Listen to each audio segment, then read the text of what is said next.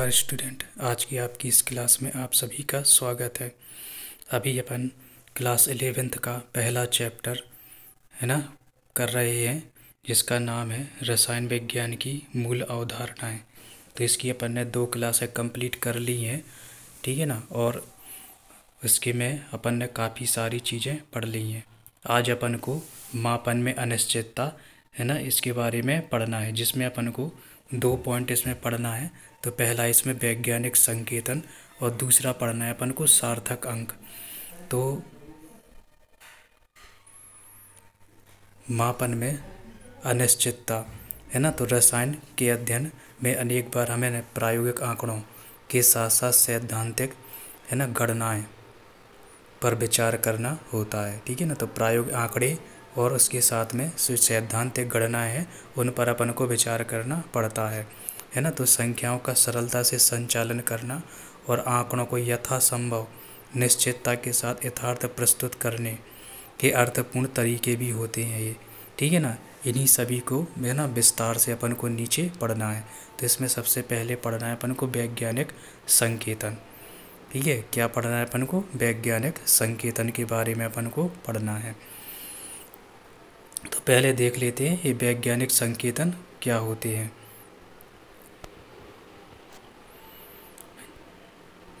रसायन विज्ञान है ना परमाणुओं और अणुओं के अध्ययन से संबंधित होता है, ठीक है। तो रसायन विज्ञान में अपन क्या देखते हैं?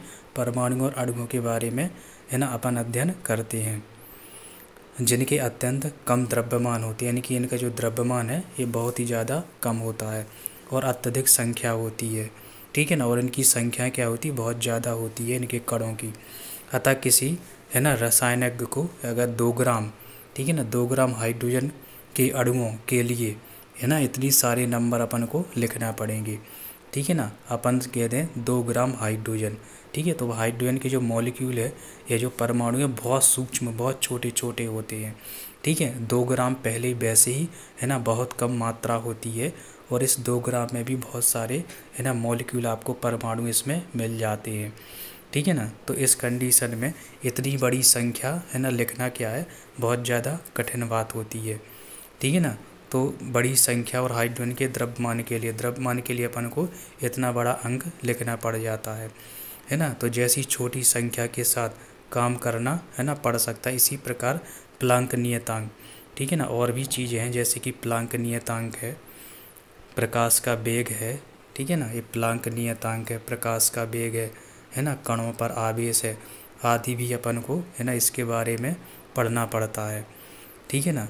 तो इसके लिए इतनी सारी शून्य वाली है ना संख्याओं को लिखना और गिनना क्या होता है ना मज़ेदार लग सकता है, मतलब लगता है कि है ना क्या कर रहे हैं अपन, ठीक है ना। तो परंतु इन संख्याओं का सरल गणितीय प्रचलन है ना ज़रूरी होता है। इनका जोड़ना, घटाना, ये गुणा करना, ये सब क्या होता है ना, इसको वैज्ञानिक संकेतन के रूप में लिख करके उसको अपन आसान बना सकते हैं, ठीक है ना। क्योंकि इतनी बड़ी संख्याओं का गुणा भाग करना है ना हमारे लिए बहुत ज़्यादा कठिन होता है, ठीक है ना। तो इन कठिनाइयों से निजात पाने के लिए, इन कठिनाइयों को दूर करने के लिए, ठीक है, अपन क्या है वैज्ञानिक संकेतन का उपयोग करते हैं।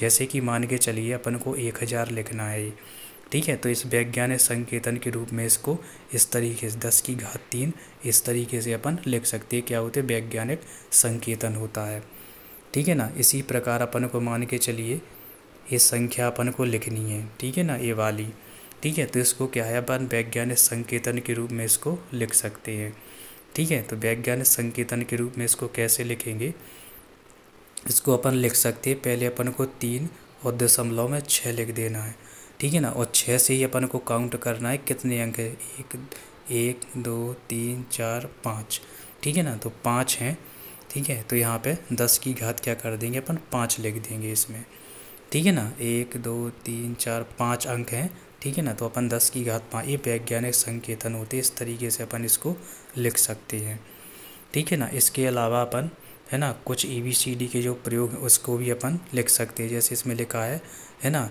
इस कठिनाई को, इन संख्याओं को वैज्ञानिक है ना अर्थात चरघातांकी संकेतन के उपयोग द्वारा हल किया जा सकता है। इस संकेतन में किसी भी संख्या को, ठीक है ना, इस तरीके से अपन लिख सकते हैं।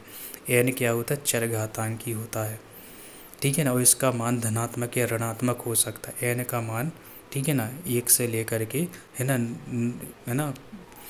9 तक के अंकों तक हो सकता है, कि मध्य कोई भी संख्या हो सकती है। n को डिजिट टर्म भी अपन कह सकते हैं। ठीक है, इस तरीके से ये वैज्ञानिक संकेतन लिखे हैं। वैसे ही मैंने पहले भी बता दिया कि इसको अपन को कैसे लिखना है ना। तो ये वैज्ञानिक संकेतन में अपन इतने को, इस संख्या को अपन इसके रूप में भी यहाँ पे लिख सकते हैं। ठीक है ना, ये वाली जो संख्या है इसको वैज्ञानिक संकेतन के रूप में इस तरीके से अपन लिख सकते हैं। ठीक है, तो ये वैज्ञानिक संकेतन होता है। यहाँ पे भी इस नंबर को क्या है, वैज्ञानिक संकेतन के रूप में लिखा गया है ना। जैसे 0 है ना 0.0016 है ना, को अपन है ना 1.6 गुणा 10 की घात है ना -4, इस तरीके से अपन इसको लिख सकते हैं। अब लिखना कैसे है, तो इसमें आपको क्या कर देना है, यहाँ पे है ना 6 लिखा हुआ है ना, 16 लिखा है, यानी 16 लिखा है। तो सबसे पहले 16 को 1.6 लिख दीजिए, फिर उसके बाद गुणा लगाना है। फिर दशमलव के बाद जितने भी अंक हैं, ठीक है ना, उसको अपन गिन लें। यानी कि अपन ने 1 दशमलव, या मान के चलिए पहले इसको 16 लिख दीजिए। लिखने का तरीका हम बता दे रहे कैसे लिखना है। यहाँ पे 16 लिखा है तो सबसे पहले 16 लिख दीजिए, फिर इसके बाद गुणा। फिर आपको देखना है कि दशमलव के बाद कितने अंक हैं, 1 2 3 4 5। ठीक है ना, दशमलव के बाद कितने अंक हैं, 5 अंक हैं, तो 10 की घात 5 लिख दीजिए। ठीक है, अब इसमें क्या है, अपन इसको 16 लिखा, इसको अपन और सरल बना सकते हैं, इसको 1.6 लिखेंगे अपन। ठीक है ना, इसको क्या है अपन 1.6 लिख सकते हैं। तो यहाँ पे जब एक दशमलव लगाएंगे अपन, ठीक है ना, तो यहाँ पे एक अंक क्या हो जाएगा, कम हो जाता है। ठीक है ना, एक अंक यहाँ पे क्या हो जाएगा, कम हो जाएगा, यानी कि 4 हो जाएंगे। ठीक है, अब चूंकि ये दशमलव के बाद के अंक हैं, ठीक है ना, ये क्या है, ये दशमलव के बाद के अंक है, तो यहाँ पे माइनस आ जाएगा इसमें। ठीक है ना, अगर दशमलव के पहले के अंक होंगे दे, जैसे कि मान के चलो मैंने आपको बताया था, यदि अपन को ये 36 है, ठीक है, इसको क्या करना है अपन को, इसको अपन को लिखना है मान के चलिए। ठीक है, ये मान के चलिए 36 है, इसके बाद ये 4 0, इसको अपन को वैज्ञानिक संकेतन के रूप में लिखना है। तो इसमें किसी भी प्रकार का कोई दशमलव नहीं है। ठीक है ना, इसमें क्या है, दशमलव नहीं है, इसलिए अपन यहाँ पे जब घात लगाएंगे तो इसमें दशमलव नहीं आएगा। ठीक है, तो पहले अपन को 36 लिख देना है। ठीक है, फिर इसके बाद देखना कितने 1 2 3 4 0 हैं, तो गुणा में 10 की घात 4 लिख देना है। ठीक है, अब अपन को एक दशमलव लगाना है इसमें, क्योंकि ये 36 बड़ा अंक है, इसको छोटा अंक बना सकते हैं। तो छोटा अंक बनाने के लिए इसमें 3.6 अपन लिख देंगे। और जब इसको 3.6 लिखेंगे, ठीक है ना, तो एक दशमलव आ गया है ना। तो अब इस अंक को भी अपन को गिनना है, तो यहाँ पे कितने हो जाएंगे, 5 हो जाएंगे। और यहाँ पे माइनस नहीं आएगा, क्यों नहीं आएगा, क्योंकि इसमें कोई दशमलव नहीं है। ठीक है ना, इसमें दशमलव लगा था इसलिए माइनस में आया है। ठीक है, आई होप कि आपको ये समझ में आया होगा। अब इसके बाद है इसका अपन को गुणा करना है। ठीक है, इसको गुणा अपन कैसे करेंगे, तो जिसमें लिखा हुआ है ना 5.6 गुणा 10 की घात 5, और गुणा करना है 6.9 गुणा 10 की घात 8। ठीक है, तो इसको अपन क्या है, रीअरेंज करेंगे, मतलब 5.6 है, इसको अलग कर लेंगे, और 6.9 है, इसको अलग कर लेंगे। ठीक है, इन दोनों को अलग कर लेंगे, और बाद में जो 10 की घात 5 और 10 की घात 8 लिखा है, तो इसको अपन को अलग करना है ना। तो 10 की घात 5 है, ठीक है, और माइनस में है ना 10 की घात 8 है, तो डायरेक्ट 8 लिख दो इसमें, तो इसको अपन घटाना कर देंगे इसमें। ठीक है ना, तो क्या आ जाएगा, 10 की घात जोड़ देना है इसको। ठीक है, इन दोनों को अपन जोड़ देंगे, क्योंकि दोनों प्लस में है। ठीक है, ये वाला भी प्लस में, ये वाला भी प्लस में है। ठीक है, ये दोनों क्या है, ये प्लस में है, 10 की घात 5 है ना, ये भी प्लस में और ये भी प्लस में, तो ये दोनों को जोड़ देना है ना। तो 10 की घात 13 हो जाए, 8 बात 13, ये 13 हो जाएगा। ठीक है, और गुणा में अपन को ये करना है ना 5.6 करना है, और गुणा में 6.9 करना है। तो इन दोनों को अपन गुणा कर देंगे। ठीक है, तो ये अपन को सरल विधि आ जाएगी, है ना, वही यहाँ पे किया गया है, देखो यहाँ पे। ठीक है, इन दोनों का अपन गुणा करेंगे तो ये आएगा 38.64 आ जाएगा। ठीक है, अब इसको और सरल बनाने के लिए यहाँ पे जो 38 लिखा है तो इसको अपन और सरल कर सकते हैं, दशमलव को यहाँ पे लाएंगे अपन। ठीक है, तो 38 है तो 3.8 हो जाएगा।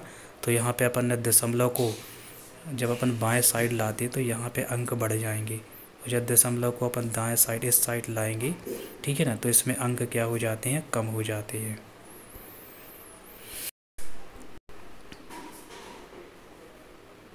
इसी प्रकार से इनका घटाना भी अपन कर सकते हैं।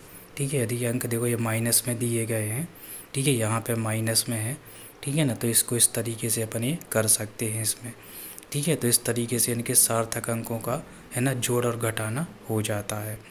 ठीक है, तो इस तरीके से अपन ने सार्थक अंक के बारे में आज अपन ने पढ़ा।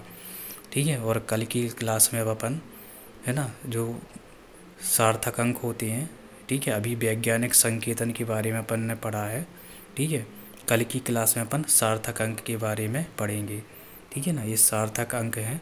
ठीक है, तो कल अपन इस क्लास में है ना सार्थक अंक के बारे में पढ़ेंगे। आज की क्लास है वो आपकी यहीं पे समाप्त करते हैं। ठीक है, कल की क्लास में अपन इस सार्थक अंकों के बारे में पढ़ेंगे। इसके कुछ नियम होते हैं, लिखने का तरीका होता है, इसके अलावा इनका जोड़ घटाना भी है ना, तो इसको अपन कल की क्लास में पढ़ेंगे। आज की क्लास अपनी यहीं पे समाप्त करते हैं। नमस्कार।